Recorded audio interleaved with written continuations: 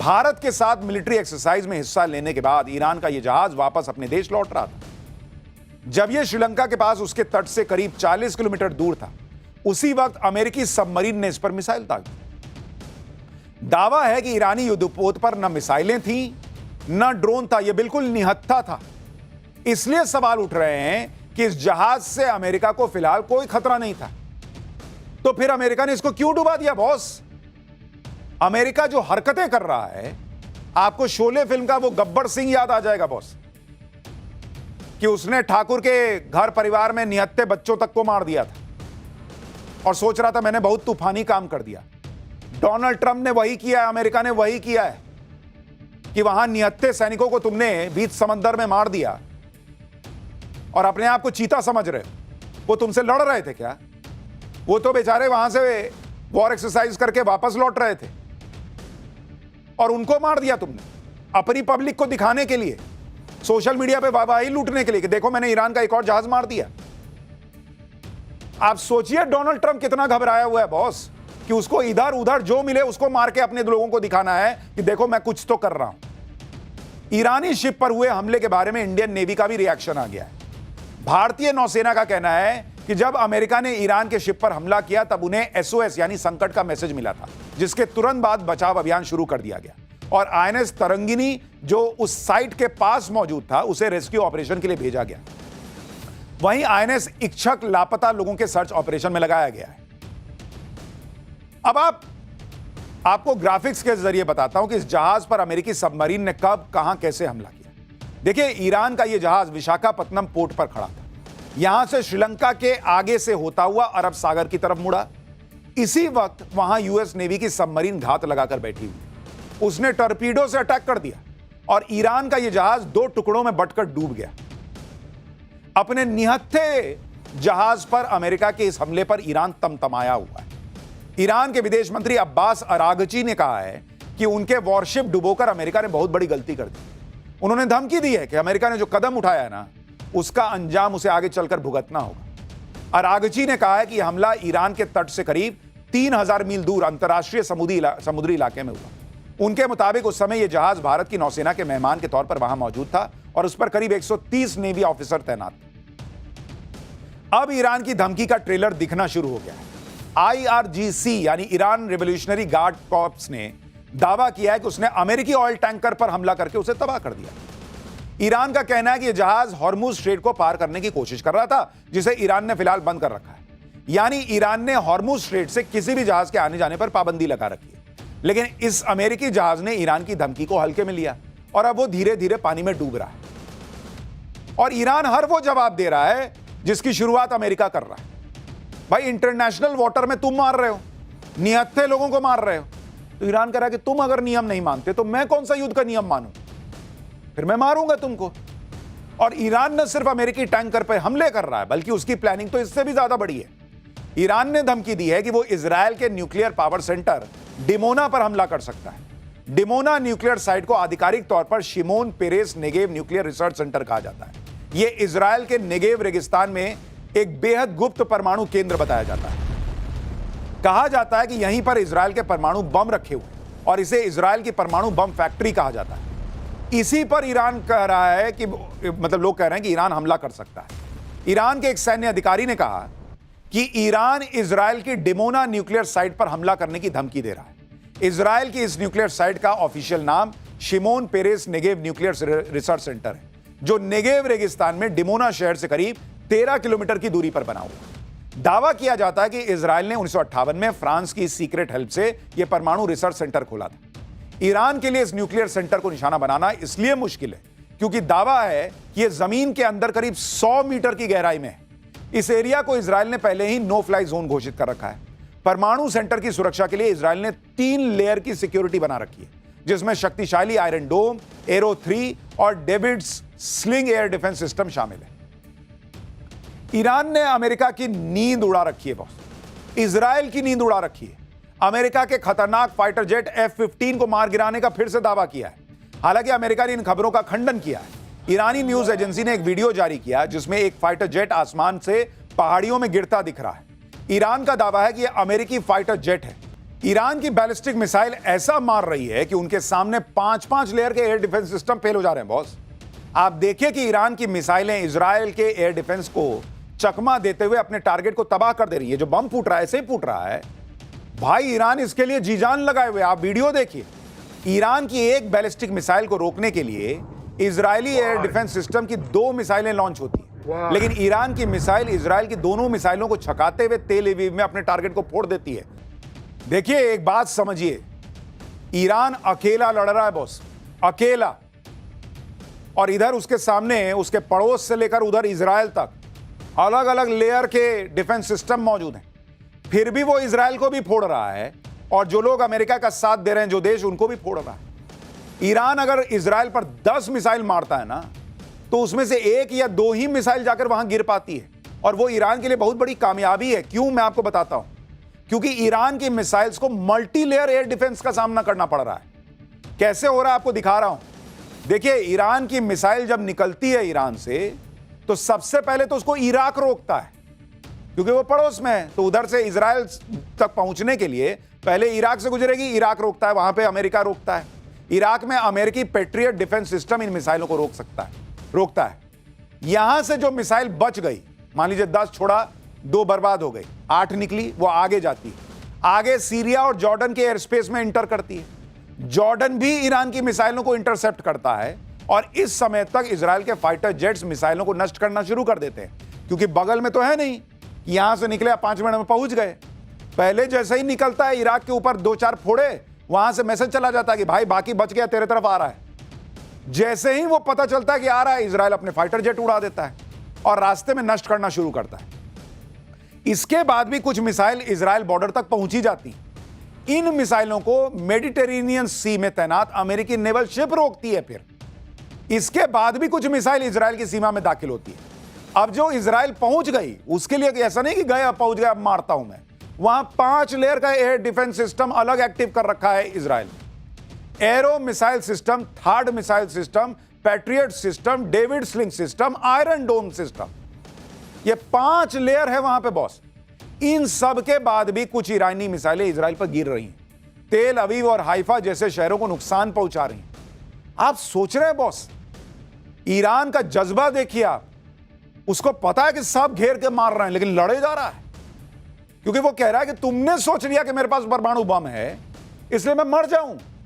तुमको लगता है कि मेरे यहां लोग जो है सत्ता परिवर्तन चाहते हैं, इसलिए तुम घुस के हमारे सुप्रीम लीडर को मार दोगे, इसलिए मैं मर जाऊं। ये ईरान नहीं बर्दाश्त कर रहा है, और वो लड़ रहा है सबसे। ईरान की मिसाइलों को 9 लेयर का एयर डिफेंस सिस्टम का सामना करना पड़ता है। इतने तगड़े एयर डिफेंस सिस्टम के बाद भी ईरान की मिसाइलें इजराइल में तबाही मचा रही हैं, तो ये ईरान के लिए बड़ी कामयाबी है। और इसलिए अमेरिका और इजराइल दोनों जो है ना अलबलाए हुए हैं। ट्रंप अलबलाए हुए हैं, क्योंकि उन्होंने सोचा नहीं था कि ईरान ये कर देगा। और इस अलबलाहट में उनको जो सामने दिख रहा है उसको फोड़ने की कोशिश कर रहे हैं। अमेरिका और इजराइल ईरान पर 3 तरफा हमले कर रहे हैं, एक जमीन से, दूसरा आसमान से, तीसरा समंदर से। यह अमेरिकी नेवी के वॉरशिप का वीडियो देखिए।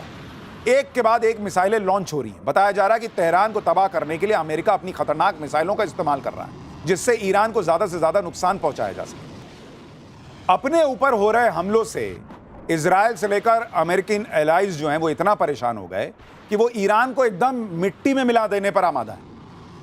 तो भाई एक बात बताओ, तुम तो कह रहे थे कि तुम वहां लोगों के लिए सत्ता परिवर्तन करना चाहते हो। जब पूरा घर ही मिट्टी में मिला दोगे तो मेन डोर का लॉक चेंज करोगे। मेन डोर के पीछे जब कुछ बचा ही नहीं, पूरा घर तुम मिट्टी में मिला दिए, फोड़ दिए, तबाह कर दिए, तो मेन डोर का लॉक क्या चेंज कर रहे हो? जब मासूम लोगों को मार ही दिए तो किसके लिए ये सब कर रहे हो? आप सोचिए अमेरिका की सनक क्या है, उसको खुद नहीं पता वो क्यों कर रहा है। और मैंने आपको पाठशाला में बताया था कि डोनाल्ड ट्रंप अपने ऊपर जो आया है ना कि भाई ये आदमी पे सुप्रीम कोर्ट ने कह दिया कि पैसा लौटाओ दुनिया भर का, अप्रूवल रेटिंग आज की डेट में माइनस में चल गई है। ये करोगे तो माइनस में ही ना जाएगी। आप देखिए कि अमेरिका और इजराइल के हमले से ईरान धुआं धुआं हो रखा है। यूएस ने ईरान के सनंदाज में कई बड़े हमले किए हैं। ये तुम जो कर रहे हो अमेरिका, ये तुम ईरान में खुशहाली लाने के लिए कर रहे हो। कुर्दिस्तान प्रांत में इमाम अली मिलिट्री बेस को तबाह कर दिया अमेरिका ने। पूरा इलाका धमाकों से कैसे थर्रा रहा है आप देखिए जरा। ईरान की राजधानी तेहरान में अमेरिका और इजराइल ने मिलकर कमर तोड़ एयर स्ट्राइक। रात के अंधेरे में तेहरान पर बड़े बड़े बम गिरा दिए, जिसके बाद तेहरान में भयंकर नुकसान हुआ। आप सोचिए दुनिया की क्या हालत हो रखी है कि दुनिया में कोई डोनाल्ड ट्रंप से पलटकर नहीं पूछ रहा कि एक बात बताओ, अगर तुम परमाणु बम फोड़ने निकले हो तो रिहायशी इलाके में क्या बम गिरा रहे हो? वहां फ्लैट नंबर 4/320 में जो है वो तुम्हारा परमाणु बम रख के बैठा है क्या ईरान? और तुम सत्ता परिवर्तन करने निकले हो तो ये किसका घर गिरा रहे हो, किसको मार रहे हो? नहीं, अमेरिका मार रहा है। और इसलिए ईरान जो कर रहा है ना, वो दुनिया के लिए मैसेज है कि अमेरिका की इस गुंडागर्दी, इसका जवाब देना होगा। अमेरिका इसलिए ताबड़तोड़ हमले कर रहा है क्योंकि ट्रंप जल्दी से जल्दी इस युद्ध को खत्म करना चाह रहे हैं, क्योंकि युद्ध का एक एक मिनट अमेरिका की जेब ढीली कर रहा है। अमेरिकी ऑपरेशन एपिक फ्यूरी के पहले 24 घंटे में $779 मिलियन यानी करीब 7,139 करोड़ रुपए खर्च किए। युद्ध शुरू होने से पहले सैन्य तैयारी में ही $630 मिलियन यानी करीब 5,773 करोड़ रुपए खर्च हो चुके हैं। सैन्य तैयारी और पहले दिन के हमले की लागत मिलाकर 12,830 करोड़ रुपए खर्च हो चुके। यूएसएस गेराल्ड आर फोर्ड युद्धपोत और स्ट्राइक ग्रुप की एक दिन की लागत करीब 60 करोड़ रुपए आती है। अमेरिका ने फारस की खाड़ी में 2 युद्धपोत तैनात किए हुए, जिनका रोजाना का खर्चा 130 करोड़ रुपए आ रहा है। ईरान युद्ध पर अमेरिका का लगभग $65 बिलियन यानी करीब 6 लाख करोड़ रुपया खर्चा हो सकता है, ऐसा माना जा रहा है। अगर युद्ध 2 महीने से ज्यादा चल गया तो यह खर्च $200 बिलियन यानी करीब 18 लाख करोड़ रुपए से ज्यादा हो सकता है। इसके अलावा अमेरिका जो नुकसान हो रहा है वो तो अलग है, जैसे ईरान ने अमेरिका का $1 बिलियन का रडार उड़ा दिया। अमेरिका के 3 F-15 फाइटर जेट तबाह हो चुके हैं। अमेरिका में तो युद्ध का खर्च बताने के लिए एक वेबसाइट शुरू कर दी गई है, जिसमें युद्ध का खर्चा कितना हो रहा है वो पर सेकंड डिटेल पब्लिक को दी जा रही है। हर सेकंड पब्लिक देख सकती है कि देखो ट्रंप तुम्हारा कितना पैसा उड़ा रहा है। इसी तरह से इजराइल पर भी युद्ध का बोझ बढ़ रहा है। इजराइल 2023 के बाद से ही युद्ध में, पहले हमास के खिलाफ, अब ईरान के खिलाफ जंग लड़ रहा है। ईरान युद्ध में इजराइल का वीकली खर्चा 27,000 करोड़ रुपए से ज्यादा है।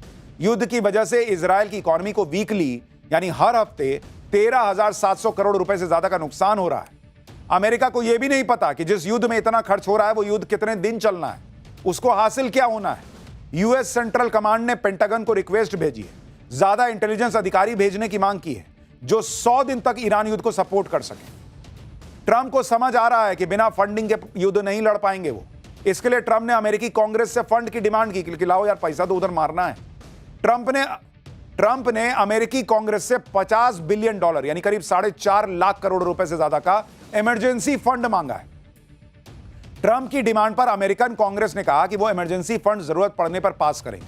अमेरिकी कांग्रेस के मुताबिक इमरजेंसी फंड का प्रस्ताव वो सही तरीके से पास करेंगे। यानी यहां भी ट्रंप फंस गए, क्योंकि कांग्रेस कह रही है कि वो सही तरीके से फंड देगी, ट्रंप की तरह नहीं कि एक साइन कर दो और जो चाहे फैसला कर लो। ट्रंप जिस तरह की सनक दिखा रहे हैं उसका अमेरिका में खुलकर विरोध हो रहा है।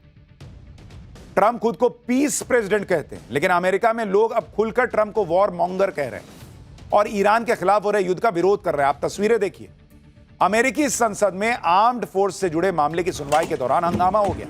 संसद के अंदर ही पूर्व अमेरिकी मरीन सैनिक ब्रायन मैकगिनिस ने ईरान युद्ध का प्रोटेस्ट कर दिया। वो कह रहे थे कि हमें इजराइल के लिए युद्ध नहीं लड़ना चाहिए। इसके बाद पूर्व अमेरिकी सैनिक को जबरन बाहर निकाल दिया गया।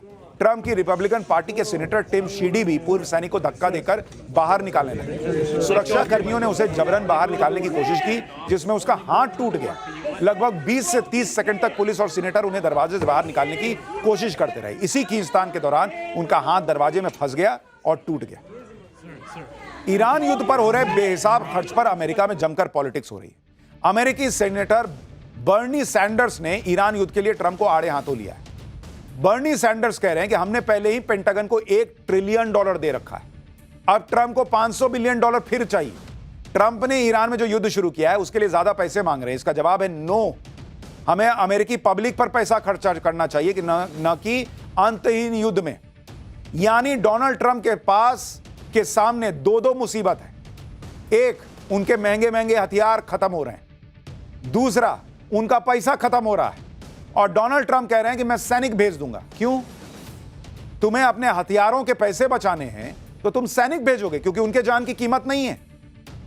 डोनाल्ड ट्रंप को पता है कि उनके परिवार का तो कोई नहीं मरेगा, डोनाल्ड ट्रंप तो भाई प्रेसिडेंट है बॉस, उनको क्या होना है? जाओ सैनिक, तुम मरो, तुम लड़ो, तुम मरो, कम पैसे में लड़ना। यह अमेरिका का हाल है। यानी ट्रंप बुरी तरह से फंसे हुए हैं।